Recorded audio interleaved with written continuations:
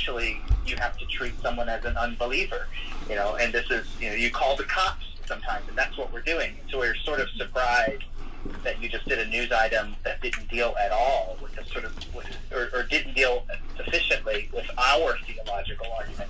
You linked to our article, but you didn't provide, and from our perspective, there's some in there, but from our perspective, enough of our substantive argument, as to why we think theologically and legally. Well, then the biggest thing to me, Johnny, is that they're 100% behind, like the thing that they said about how the judge threw out the thing. That's number one. They got that from the other website. Number two, that is 100% categorically false. That isn't what happened in any way. But these people are liars. So yeah, well, but actually, here's what you say. You say, like, listen, Jeremy, if 10 people read this article the way it's written now, 9 of them are going to think you're on the side of the defendants, in our case. And I was just hoping that you would write an article that, was where it was clear you weren't taking, a position at all, but you can feel the sort of editorial bias leaning, in the direction of the. I'm telling you, man, the headline's ridiculous. Did I tell you? And I can tell them I've already got 5 phone calls from O.S. Hawkins, Jack Graham. They're all calling. They do it all the time. They're all calling. You know what they're like. They're all calling Franklin Graham today to tell him, why do you allow the Graham name to still be associated with Christianity today? These people are a joke. They're hatchet people. I wouldn't go there though. I get that. And I agree with that argument. And in fact, I've been working on this. And another Graham affiliated entity. About, but I don't know who's in the room. But I would not make this that phone call. Jeremy, I've worked with Jeremy a long time. He will change things. He will adjust things. He'll respond. Tell me about then. Okay, good. I'll do exactly what you said. That's why I have you. That's why you make the big bucks. Why would I not call the Herald guy? No, I think you do call the Herald guy, but not yet. Let's see if Jeremy changes it. If Jeremy, either way, you call Herald. But first, you see if Jeremy. We can get Jeremy, and again, you share with him some more details on background. Do you know Mark Galley? Do you know Mark Galley? Do you know the Mark Galley guy? Yeah. So Mark is Jeremy's boss, and then Harold is the big boss. Yeah. So Mark Galley is more difficult to reason with, though. Mark Galley is a certifiable prick. I was at North Shore Country Club. I was at North Shore Country Club sitting in my truck in July. He was 7 feet from my window, and I put my window up. No, I agree with that. I'm gonna write an article. Did I send you my headlines? Did I send you my headlines? I don't think so. No. Oh yes, I'm suggesting the following. Harold Smith exposes himself during CT mishandling of scandal. Mark Galley acknowledges ongoing tension re-affair with Julie Roys.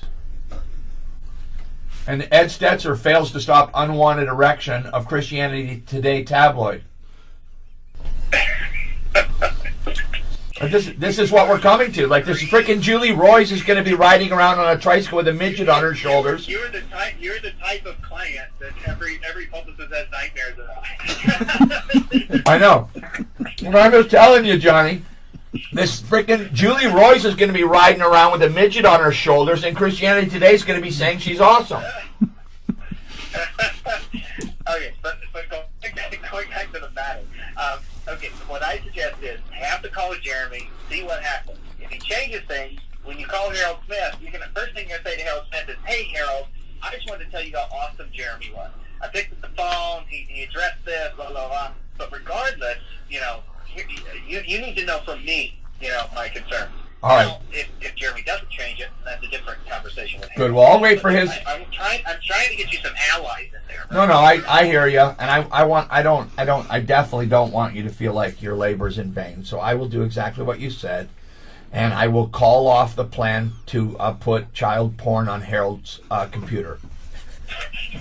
I'm calling that off. Bye, Johnny. I got a few other people, though, if you need to do that. No, Johnny, trust me. People have no idea that if meekness is power under control, I am the meekest man on the face of the earth. I have taken no retaliatory action toward all of these people for 6 years, and I have only with great reluctance filed a lawsuit with a very measured and reasoned explanation. I talked to 10 or 15 Christian leaders to get their advice, including you, on what to do, how to do it. I've done everything by the book. You know, it's only my thought life that's breaking bad, not my actions. I know all that's true. All right, I appreciate you. Except the thought life part, I don't know that's true. But it's, you know, and the thing is, we need, this is like a live fire type of situation, right? So there, you know, we may have to adjust along the way, but I think for now this is the right thing. And what we want, actually, we do want an additional article from someone like Ed, you know, on kind of making the case for this, because you have opened up a new question, or you've put a light on it. I only put my article on my own website. I think it might be time for me to kind of rewrite it, given the current argument, and put it on my blog and circulate it a little bit more. But I also told Ed that he had to let me do a guest spot on his blog. So we'll see what he says. He's very, very loath to do anything that, you know. I also am working on an article, Brian McLaren, Rob Bell, and other apostates, endorsed by CT. I am definitely for holding CT to the level of accountability they hold other people, or you know. Well, that would be a great question for me to ask Jeremy. Jeremy, would you be comfortable with me taking some of my thoughts about different things that CT has emphasized through the year and publishing a similar article that, you know, is that okay if I do that? I'm not going to do it, but I mean, would you think that would be okay if I did it? Because I don't think he would think it was okay. I think that's a Harold Smith conversation. Okay, good. That's why I talked to you. All right, I'm going to go do my radio studio. You've helped me. I'll do what you say with Jeremy, and I'll get back to you. Cool. Sounds good. You're the best. Thanks. Bye. Yeah. So that guy, it's Johnny Moore, and he was, after Mark DeMoss, he was the right-hand guy to Jerry Falwell, and he was the kind of the student body chaplain at Liberty before David Nasser. And so now he went out to California, and he was kind of a personal attaché to Mark Burnett for a couple of years. Okay. And now he started his own PR firm, and he works with a lot of major ministries, and he does PR. He's got a whole team of people that work with us and that work with Dan, but he's just counseling me on getting through this thing. And it's he sounded really sharp. Yeah. He is. I like to kind of kid around with him, but it's a very reasoned opinion. Very, very carefully thought through over many years. And it is basically, if a person refuses the steps of Matthew 18, when it says, let them be to you as a non-believer, does that then mean that you have the protections afforded to you by inhuman government ordained by God in order? It doesn't say they are a non-believer, not saying they're not a believer, saying they won't conduct themselves as believers, they won't come under any biblical authority, and is it within your purview then? And it's fine if a person says, well, I don't agree, I don't think that that's reasonable. You're right, this should lead to a larger conversation, a deeper conversation, but you're taking the flack when it needs to go much deeper. And I was willing to take the flack. Robbie, Zacharias, they all told me to do it, but they all told me that they wouldn't attach their name to it. Yeah. And I understand why. I really do. And this is going to be it. This is the guy. Sorry. No. Okay. I don't know. Hi, Jeremy. Hello, James. How are you today? Thanks for calling me back. Am I talking to someone in Singapore? Yeah. I'm. There's a gathering called the Lit World Media Associates International. Host once I was speaking all day, giving presentations. My voice is a bit hoarse.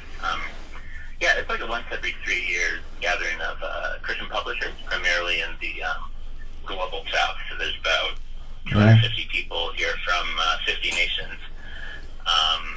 Yeah, and I'm doing some trainings on related to magazine publishing and the internet, and then I'm doing some networking with church leaders in countries we hope to cover more effectively in the future. So, oh, good. I'm here, but even Singapore is not far enough away to get away from Ed Stetzer.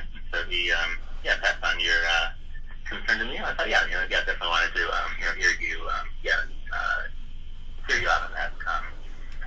It was not the final edit on the story. I did take a look at it as it came through, and then obviously I reviewed what we ended up publishing. So, you gave me a preview in your message. But happy to hear you, to hear your concerns. Sure. Well, yeah, thanks for that. I think that probably my points would be number one. I think that and I just would never ascribe motive to anyone, so let's just assume for the sake of this conversation that everyone's motives are good. I don't, I think only God knows people's hearts, and I would even extend that to Julie Roys and all of these people. I don't think we make any yards by claiming that people are bad-hearted or badly motivated. But, Proverbs 20 says that even a child is known by his doing, and this is more of a conversation about what's actually, happening. And I think probably maybe the best first thing to do would be to have just, if you know what I mean, just a little background conversation. And there's just... I'm not presuming any of this is on the record unless, if you wanted to make some statements to clarify or push back or, whatever. I would put you in touch with Kate, who's up on your time zone. You can take care of that. So, I'm presuming this is all off the record. Right. Questions, situations, and I can explain to you, yes. Yeah. So the background is really this, that there were... we got into a significant construction overrun problem with a significant debt. It was one of those things where we couldn't back up, we couldn't go forward. If we finished the building, it was too expensive. If we didn't finish the building, we wouldn't even get to access the benefit of what we'd already exposed ourselves to. And the end result of that was that we made major changes to the church 10 or 11 years ago, and I think probably if I could take 3 words out of the history of our church, it would be elder for life. And there were 2 or 3 men who had been elders since the very first day, and whose, honestly, very much like me, whose business acumen was not adequate for the amount of oversight that was entrusted to us. And so we made some bad decisions. And I worked through a large plurality of leaders in our church and studied 10 like-minded churches, and I wasn't part of the team that did it, but they brought back an extensive report, and we moved our church from elders to life to the more typical local church with rotating terms and, a nominating committee and some of those typical things. And the 2 or 3 people that gave up their power have been attacking me for 10 years. And you don't know any of their names. And I could, very easily, we may ultimately name them in the lawsuit. But it isn't about these 2 bloggers. It has nothing to do with them. It has to do with the people that are behind them. And every time we've tried to meet with the bloggers, they call these people on the phone and the people say no. And there's so much injustice and deception and honestly just rancid evil in all of it that what we did was Erwin Lutzer and Colin Smith were so aghast by the behavior of all of this that several years ago they put 3 of the people that had kind of got caught up in a room, and they made those people work things out. But this one former elder, even in that, was on the phone saying, don't meet with them, don't meet with them. It really is this one guy. And so the bloggers do whatever he says. And, there was a time 10 years ago, for example, where Joe Stoll was in leadership of our church, and his one son went through some things that I can't speak about, and they ended up leaving, and he was disappointed for a time. But I went and met with him and worked everything out. It isn't that there isn't at the core of the blogger's message. It isn't that there isn't a couple of, I'd say 3 or 4 or 5 things that are very, very fair criticisms, like completely legit. But long ago acknowledged to our whole church family, to our entire constituency, both, I would say, errors of order and errors of organization, both. Some things that I had to kind of personally own. And So the decision to go and take the bloggers to court is a very, very measured, thought through. I mean, from Ravi Zacharias to Jack Graham, if I listed you the number of people, Gene Getz, people that I'm very close to have poured a lot into my life. And it is a very, very carefully thought out, rational position. And whether a person agrees or disagrees, one of the things I've appreciated about CT through the years is they have quite a breadth of, you guys have cut a very wide swath through Christianity. And, you know, ours is a very thought out position. It's not something that should be subjected to sound bites. And if we're in error, then God knows we've come to the decision very, very painfully. And the decision is effectively a decision to protect, you know, our church. And I'm paying a fairly heavy price, you know, in the larger Christian sphere, and living with, honestly, the caricatures that I would say that the caricature of me is somewhat related to, you know, these errors that I've referenced myself, but it's also related to the way that those errors have been, you know, inflated and extrapolated. And for 6 years, I took the turn the other cheek approach and go the second mile, and I just became convinced through talking to people, and this is, Wayne Grudem is a part of it, and you guys do reference that, but he would be one of many people. Gene Getz just changed his Bible, his study Bible, the ESV study Bible. I'm very good friends with Justin Taylor, and the ESV study Bible just changed their position on it. That 1 Corinthians 6 is about individual brothers and a matter relative to their, that was probably Ed Stetzer calling me, sorry, but in any event, I don't mean to go on and on about it, but it's just a very thoughtful position, and I would have been hopeful that at CT, you know, the caliber that you guys are, that there would have been a measured consideration of all of this. And I know I know what it's like to be out of town, and people are doing things that's not always on your radar. But you know, these 2,000 people that left our church, Jeremy, that was over 5 years ago. But the way that the article was written is going to cause people in my church to feel like, did that just happen? How come I don't know that 2,000 people left our church? And the way that it's framed, and then they take the word of these bloggers are liars, like to the maximum. I mean, we're not going into a lawsuit. We're not morons over here. We're running a pretty large organization, and if we're going to court, then we must think that we have good arguments. And our attorney asked us for the 10 largest complaints, and every one of them is actionable, like demonstrably false.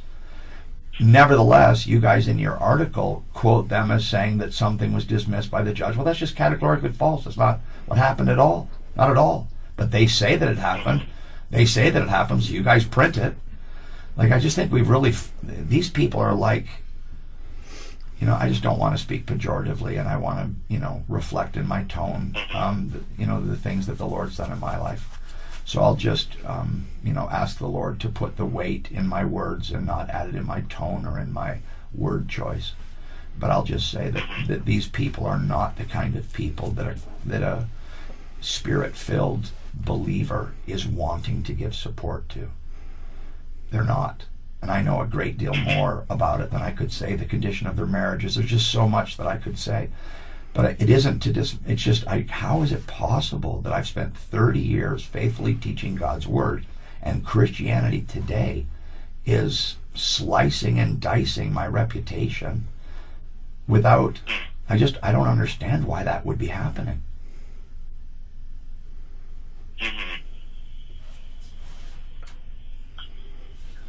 Okay, was there more you wanted to say, or should I respond?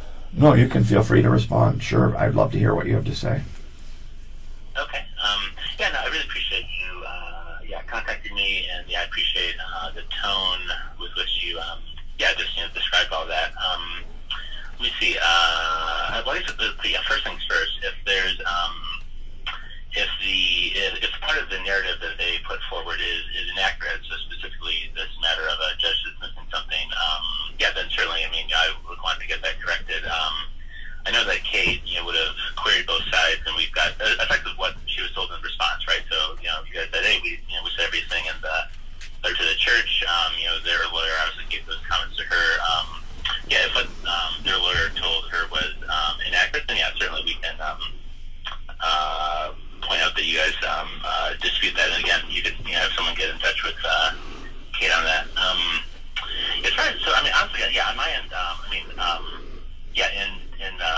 giving Kate permission to do the story, there was no, I was like, animus or ill intent. I don't spend my time thinking about, how we can do a, negative story on James McDonald and Harvest.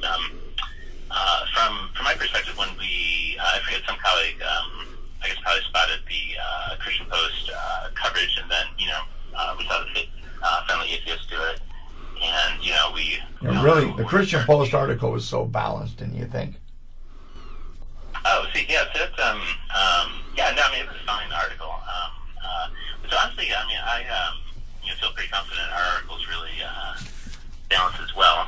And so that's where I'm a little puzzled at how you've read it. As far as the reason I gave her, permission to go ahead was, obviously it's not every day that a large church takes this route, and so it raises a lot of ideas to consider, but also there's a lot of those things to learn from the outcome, right? Obviously a lot of people know of your church, they respect it. I personally don't think the article comes off as say negative towards the choice to sue. I think our readers would be split on that. I think personally our staff would be split on that. So there wasn't an intention to create the impression that choosing to sue critics is some sort of negative thing, but definitely it is an unusual thing. So the interest in telling our readers about it and getting further comments from our side, all sides, was it doesn't happen often.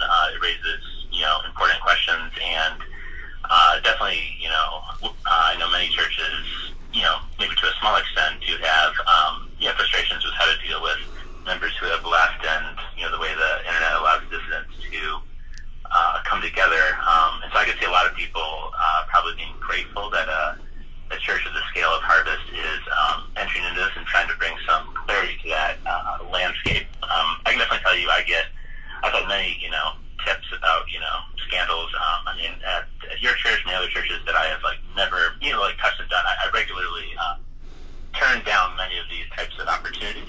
So it's not on our side, a hunger to elevate these people. Also, really, it's not a bid for say attention or say page views or something. I'm delivering about 3 million more page views a month than I can even sell. So I have zero financial incentive to do stories that put people up and bring in clicks. So on my end, when I saw the news, and you guys had explained that pretty thoroughly to on your site, and then obviously how to reach the other side if needed. Basically it was just it doesn't happen often. Raises interesting questions. A lot of people are gonna be interested where this goes, and does it change the landscape, which clearly can be a broken one out there. As far as the mentioning the member loss, you guys cited directly in both the lawsuit and your letter as the proof of damages, and the reason that this type of turning the other cheek is insufficient negativity. Well, I guess it's just that the headline isn't true. It just isn't true. James McDonald sues critics after 2,000 leave Harvest Bible Chapel. That's not true. 2,000 people left our church 5 years ago. That's after. What's that? Right, that's explaining the body of the story. I don't read after as that all happened in an instant and you did it the next day. The two, I guess from our perspective, and it's helpful to hear how again you're interpreting the headline. But, well, it says in the article, it says that 2,000 people have left the congregation over the past few years. That's also not true. They all left in 2013. The church has grown by more than 2,000 people since then and recovered all of its attendance. It just isn't, it's not a true statement. So it isn't true in the headline. It isn't true in the explanation of it. And it's just not, it's not true. It's not true. It isn't true. 2,000 people left the congregation over the past few years. Untrue. So. Okay, sure. I'm happy to correct that, sentence. But Yeah, so I'm just trying. I've never been in this position before.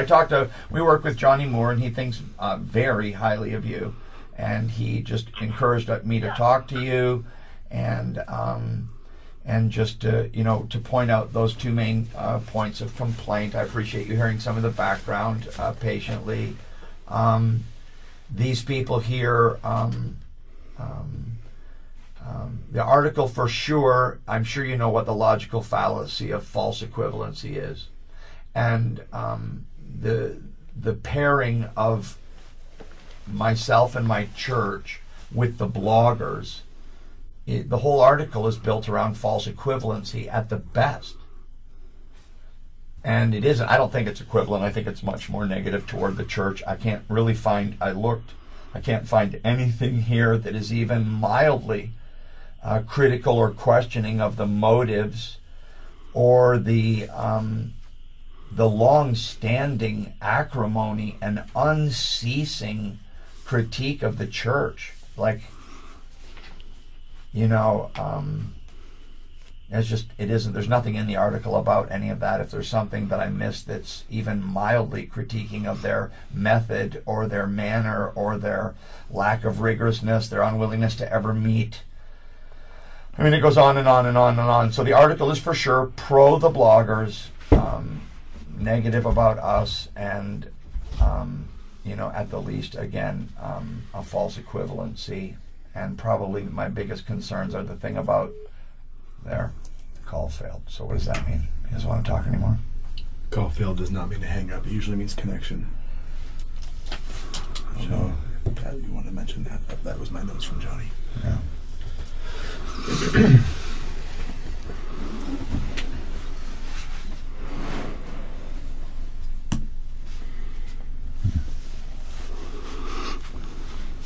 That was the guy. What did you think about that?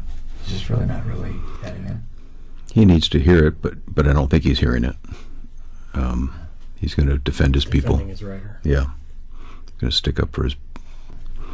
I don't think he read the article before it posted. Yeah. Or at least not close enough to say, have we done our work? Yeah. He's in Singapore. Yeah. Right. Working at teaching. Thing's been going for a week. I mean, Look at, there's the article. James McDonald sues critics after 2,000 leave Harvest Bible Chapel. And it's under news, right? The section is news, and it gives you the impression that the 2,000 are just left.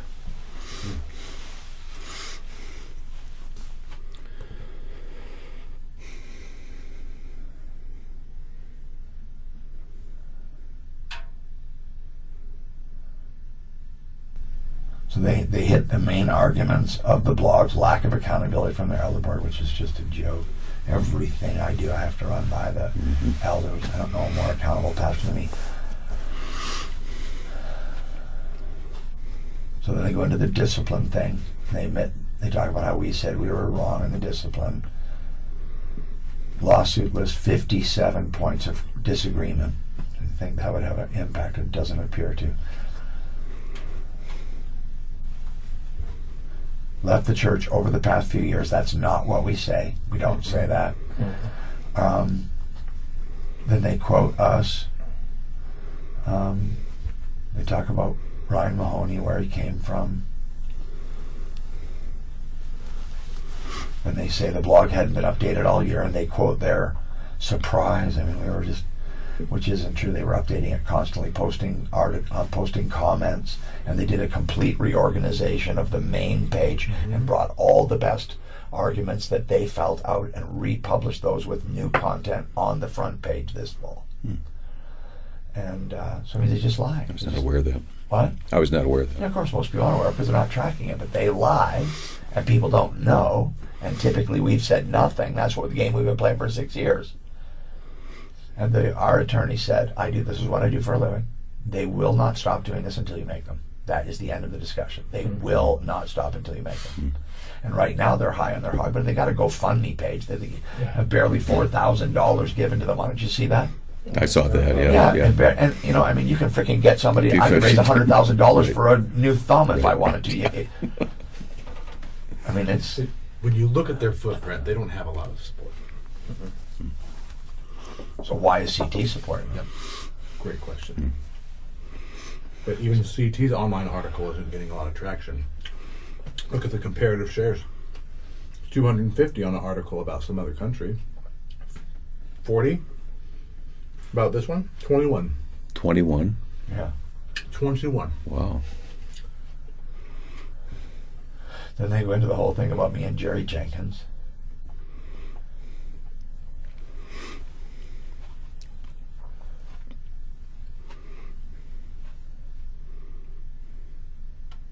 They quote Julie Roys at length.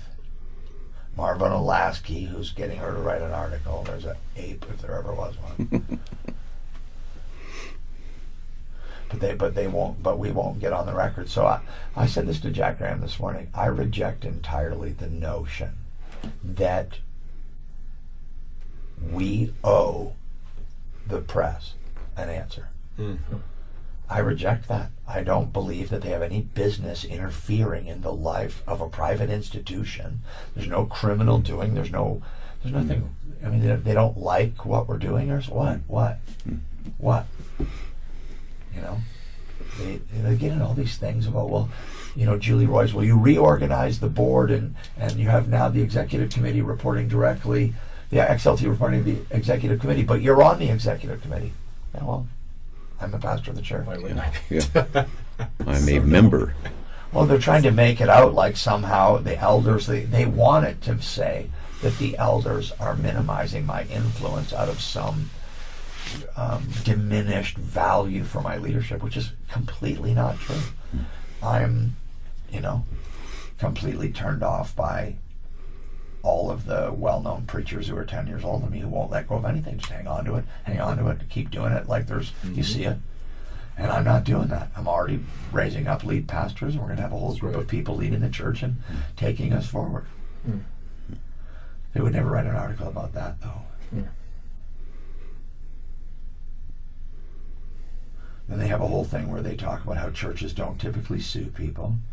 You don't see churches suing disgruntled former members. Well, really, do you see disgruntled former members doing what these people have done? Right.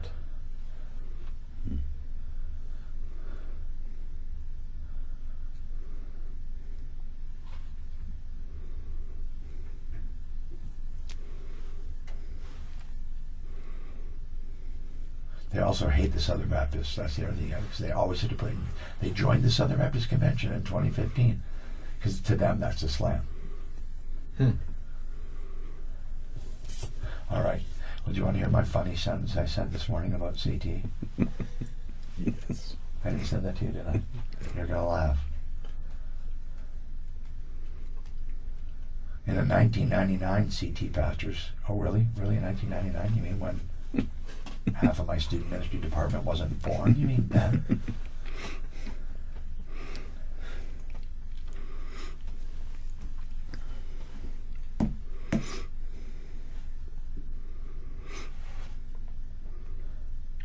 He didn't try to call back, did he? We don't have a record. Oh, he said he did just say here, call back, so I'll try him again. I had a good signal. That's going to be good. Hello. Hey. Use the cell phone of Jeremy Weber. I can't take your call right now. I'm calling my editors to change the story. Like to think so, right? Like to think so.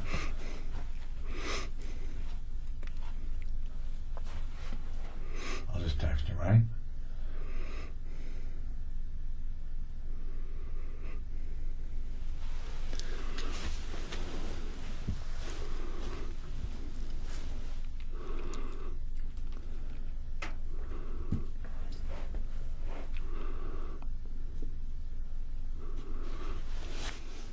Unknown call. Hey, I was just sending you a text. Sorry that we got disconnected. Yeah, no problem. It could be. I mean, I'm here in Singapore. Who knows what the other thing is? I'm sorry, I'm not sure. I can't remember the point you're making. Yeah, I'm happy.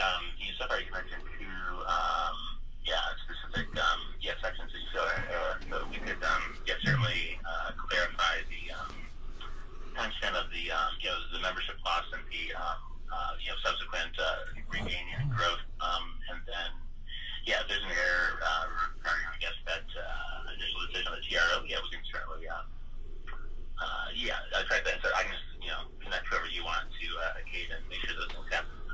Maybe I'll just send you a little text. Maybe I'll just send you a little text and give 2 or 3 bullets on that.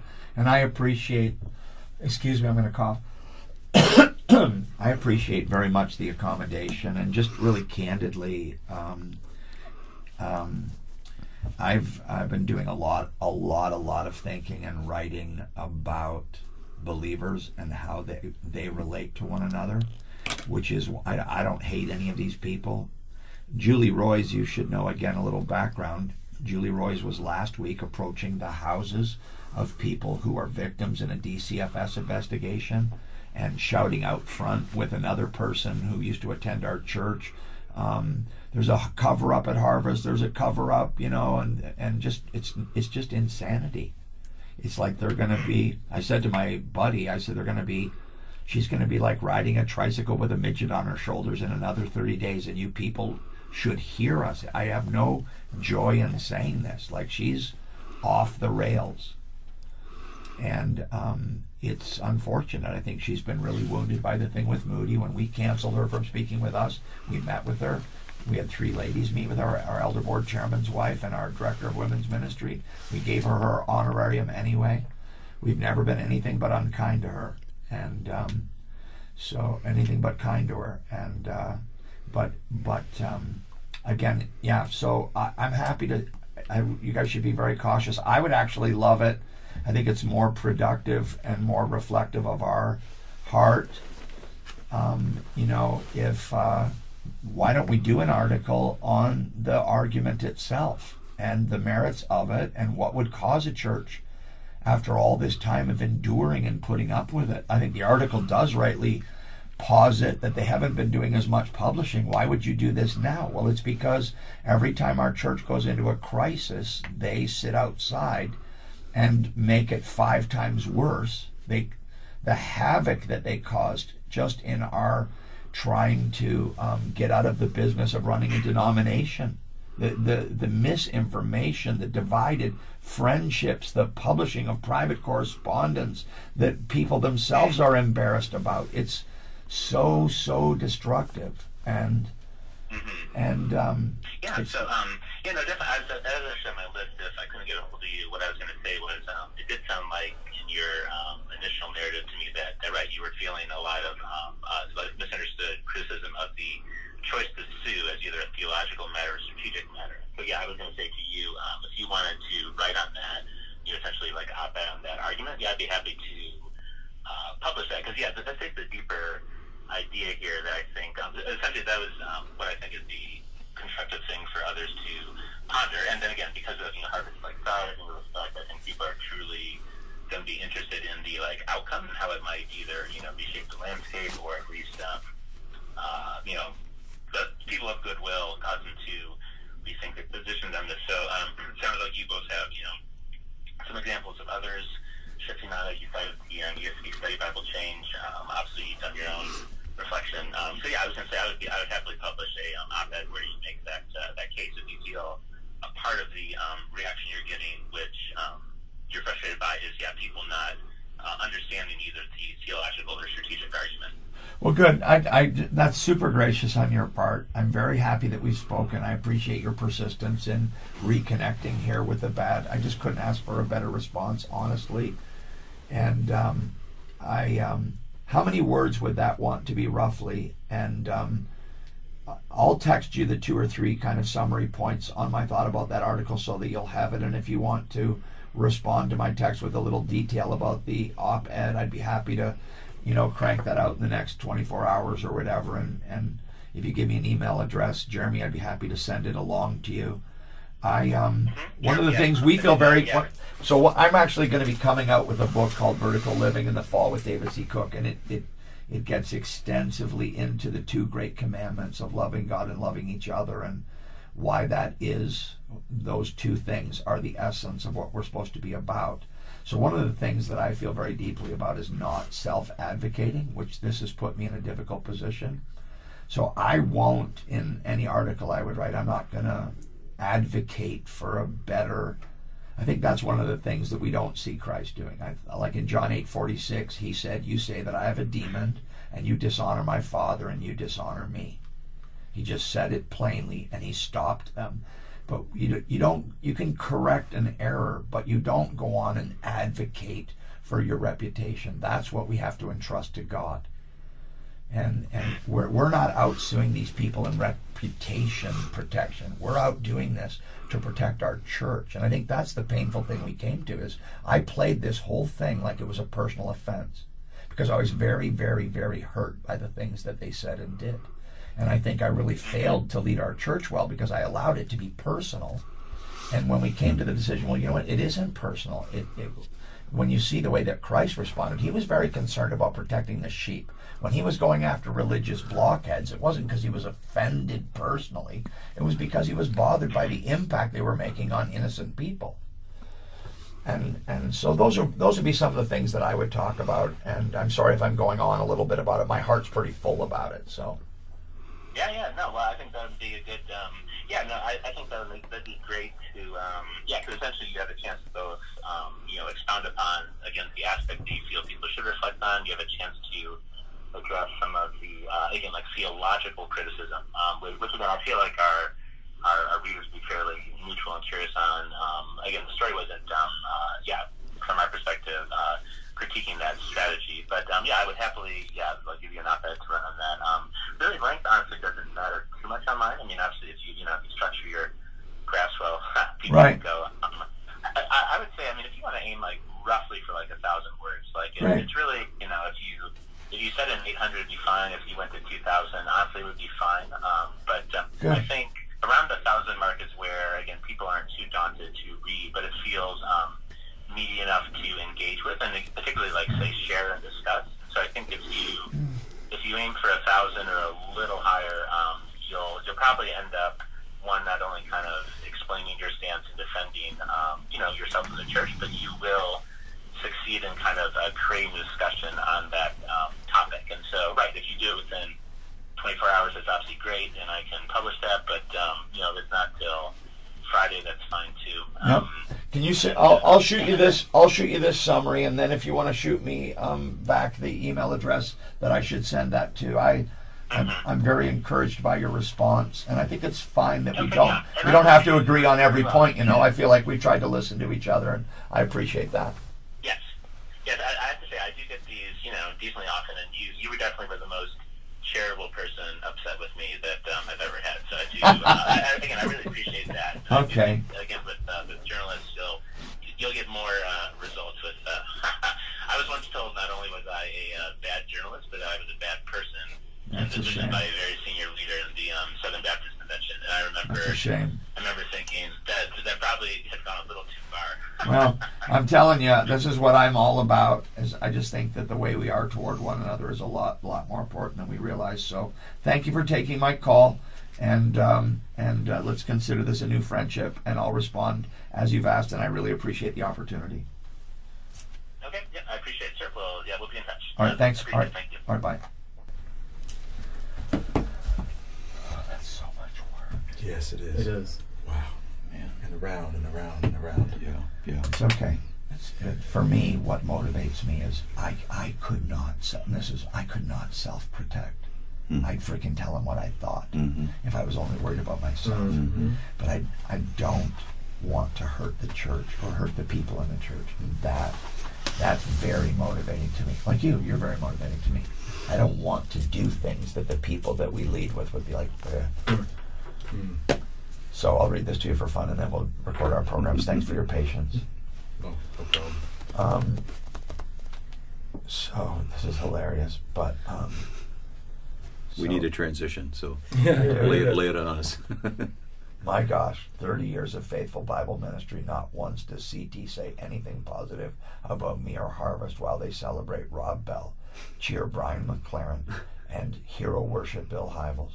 Only time they have ever mentioned us in a negative light 2 to 3 times. Fact, CT is Anglican, pseudo-dignity, high church, symphony adoring, pipe organ protecting, musty, mild smell of urine, blue hair, Methodist loving, mainline dying, women preacher championing, emerging church adoring, almost good with all gays, and closet Palestine promoting Christianity. So of course they attacked me. There's an invisible blog somewhere that it's probably in here. Yeah, yeah.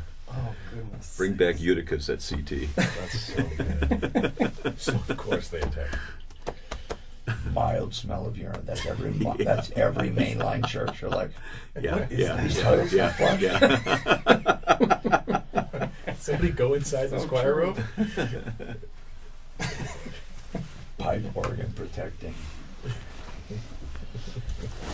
So what did you think of that? First of all, it's a good thing he writes because he never completes a sentence when he speaks. Goodness sakes. It drove me nuts. It was hard to listen to his points Yeah. when they were incomplete 90% of the time. I had a hard time getting over that. So I think that that I mean, because you and I are such good friends, that's what makes me want to not be a pastor anymore. I just I don't want to do this anymore. yeah. It's because you have to eat so much bullshit to just protect the church, Yeah. keep things going. Yeah. I don't want to write this freaking article. I'm going to sit down now Yeah. for 2 hours and correct what he really didn't even really apologize for. Yeah, right.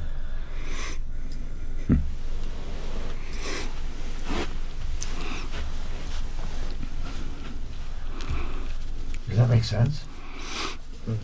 Oh yeah. Do you feel like you have to do very much of that?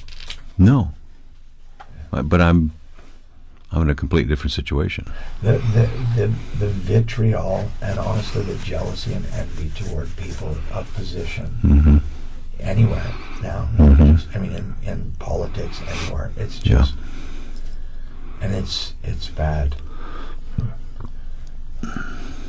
But I will say the one thing I do feel that is changing is the congregation isn't really very impacted by it. People are way more like it, now. yeah. They're way more. I know what I think. Yeah.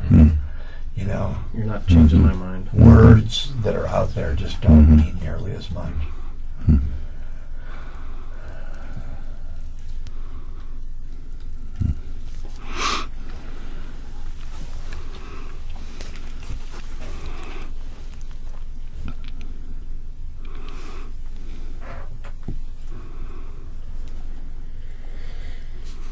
I couldn't resist the midget on the trike thing. It's just too funny. It does paint a picture.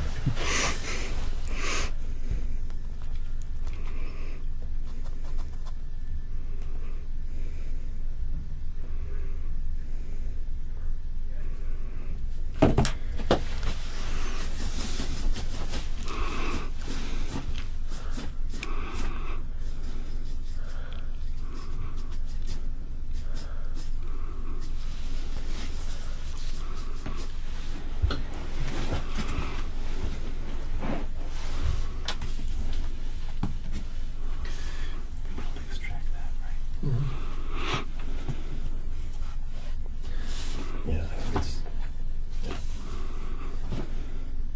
Sorry, guys. no problem. No problem.